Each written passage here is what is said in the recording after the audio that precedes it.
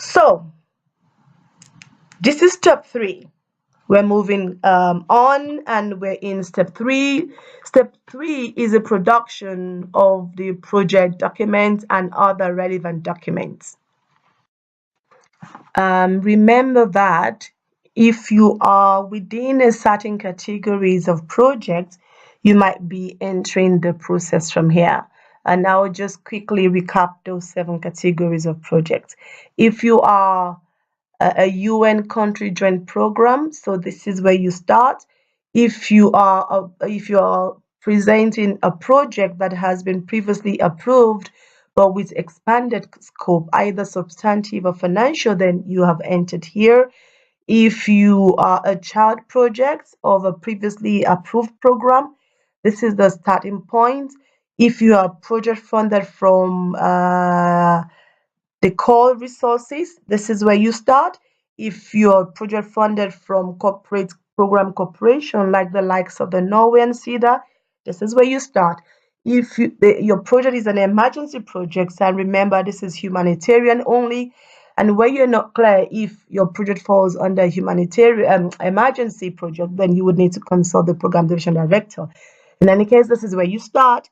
And for low value projects of $1, hopefully not, but up to $200,000, this is where you start.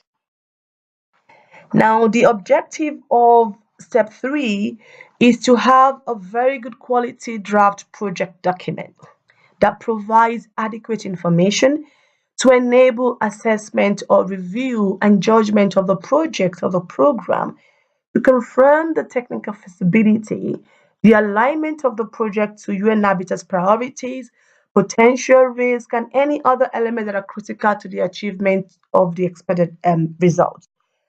Also, including to ensure that information that is contained in the project document would have sufficient to facilitate monitoring, reporting, and evaluation of the project at a later stage.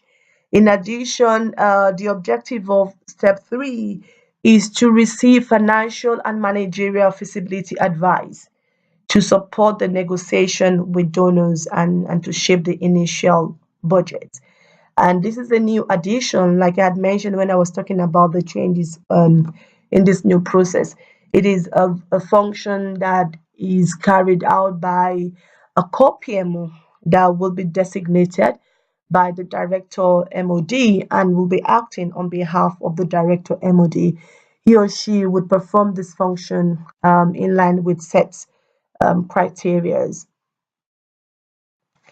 Now, on the responsibilities and accountability, the project manager is the main person in step 3. He or she is both responsible and accountable for this step. The project manager creates the project document in PAS, but temporarily this will be done offline. And then when done in PAS, he or she submits the project document in PAS.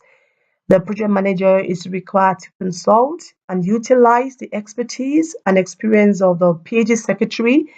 Remember, the new terminology is the PCO, Project Cycle Management Team.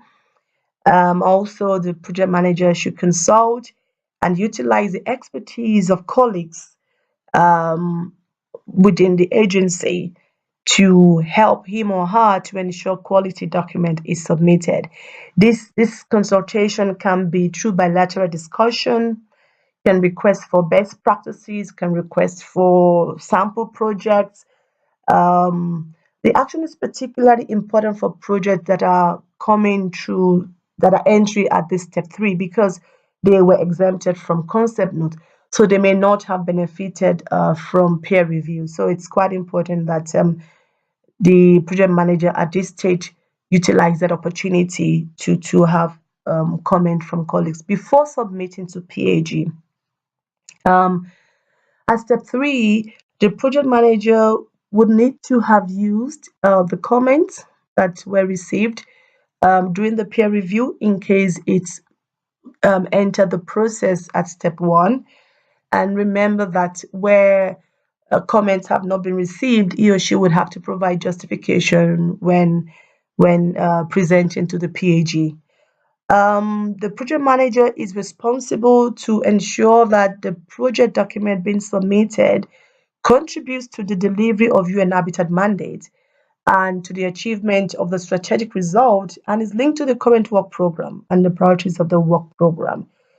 It's very critical that in this project document, the program or the project manager demonstrates how the normative work feed into operational work if the project is a normative project, or to demonstrate how the operational project would feed back to a normative work of UN Habitat. And this is a very, very important point, and it cannot be overemphasized. The 360 link is now become quite important. Another very important thing is that in this project document that is being submitted, the project manager must integrate lesson learned into the project document. And this is not just a cut and paste. Like I said when I was talking about it earlier on, it's not just a cut and paste of lesson learned from a project into the document. It has to be demonstrated. You see, it has to be integrated and mainstreamed to show that such information has been used to arrive at the purpose, the justification, the choice of strategy or approach of this new project. And it does not have to be only from current previous projects, it could be from external sources as well. Now, in terms of timeline, the project manager is expected to submit the project document in parts, but to allow 3 days, 3 full working days before the PAG technical review meeting. This is to ensure that the members of the PAG have enough time to have reviewed the document so that they can provide a constructive comment during the meeting. Otherwise, they're just going to show up with having not read or not read enough or not being prepared for the discussion, and then there will be no value added. At this step, remember the ESSS was commenced, however, not written into the concept note, but it becomes important at this step to analyze that now in the submitted project documents. There are other people in step 3, and this is a designated core PMO. Remember, I had mentioned that when we're talking about the feasibility. Now, this is a person or a colleague that has been designated by the Director of Management and Operations Division. He or she will carry out a project's financial and managerial feasibility assessment that will be based on agreed checklist. The checklist is available on HubNet and would be available in PASS, and he or she would provide opinion and recommendation and advise the project manager. The objective is to support the project manager, not as an auditor, but to support the project manager to ensure that the project is financially and managerially feasible. And there will be no what's the word? I fully it would be fully self-funded, and Habitat will not have to put his own money into it. This will be done temporarily offline, but later on the checklist will be done in PASS. And again, there is the project cycle management team. This is a previously termed PAG secretary. He or she has a role here. And the role is quite important because in the production of the project document, to ensure that it's of high quality and meets all requirements, quality at entry, and all the rest of those terminologies or important things, he or she provides training, hands holding, guidance, gives sample projects, successful projects, provides information to the project manager in ensuring that the project manager achieves a good quality project document. And so the project manager should please use this opportunity to consult with the project cycle management team to ensure that this support is obtained because it's available. In agreement with the project designer and the approving officer, the project cycle management team will call for a PAG technical review meeting at this point. And he or she, depending on whether it's an HQ meeting or regional PAG, would know who to refer to. And also, depending on the threshold and the thematic area of the project document, would also have to determine who the chair of the PAG would be. But at this point, he or she in agreement or in consultation with the related approving officer, and the project manager would call for a PAG meeting. At this stage, we are now entering the abridged Prologue, the log frame, the work breakdown structure, and the budget into the PAS system. The output of this stage will be the abridged project document that has incorporated the inputs and comments from the previous step.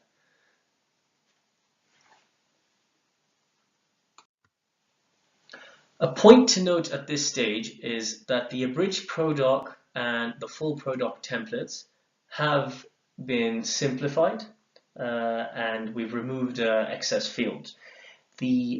The current interim measure is to use an offline Word document, and those are available on HabNet under our project management page, which, as I mentioned earlier, we'll take you through at the end.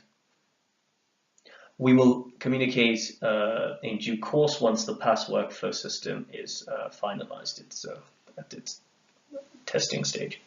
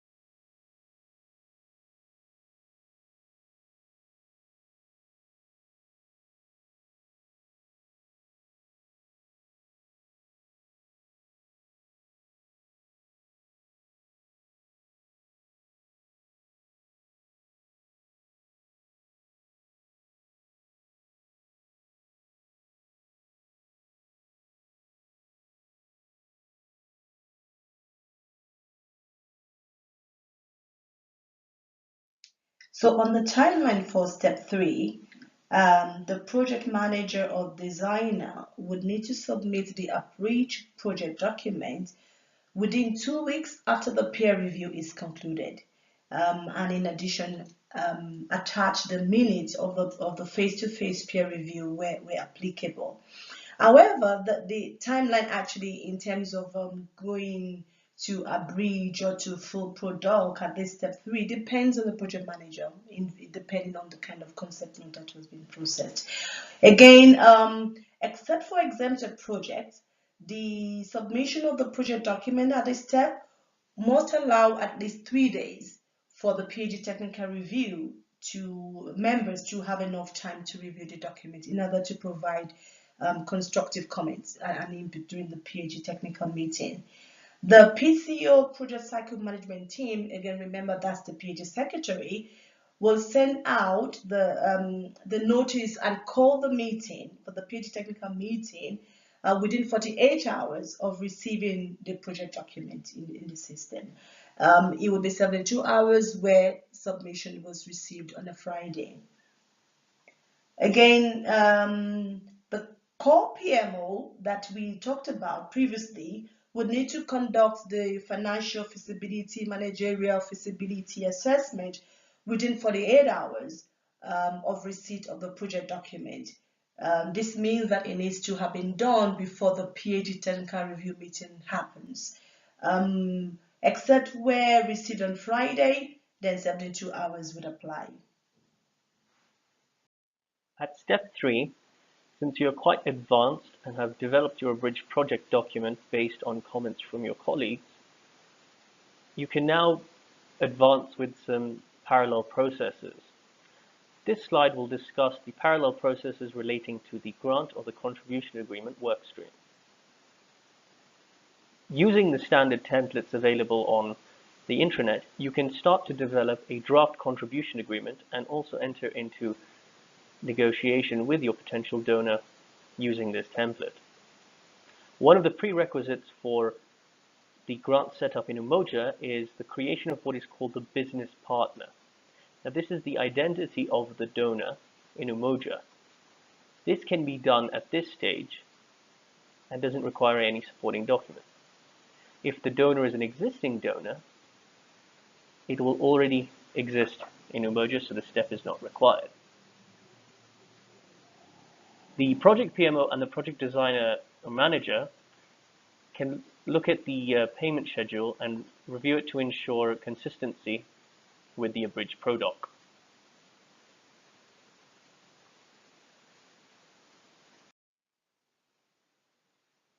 On the finance cash work stream, the project PMO and the project designer manager should perform a cash flow analysis to ensure that the abridged PRODOC and the corresponding contribution agreement take into account the cash requirements of Umoja.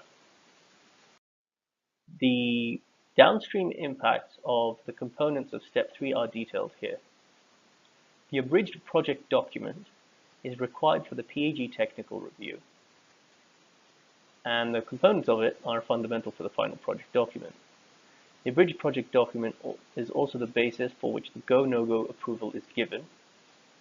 The project budget and the project work breakdown structure are the basis to get the budget approval in Umoja and Step 6.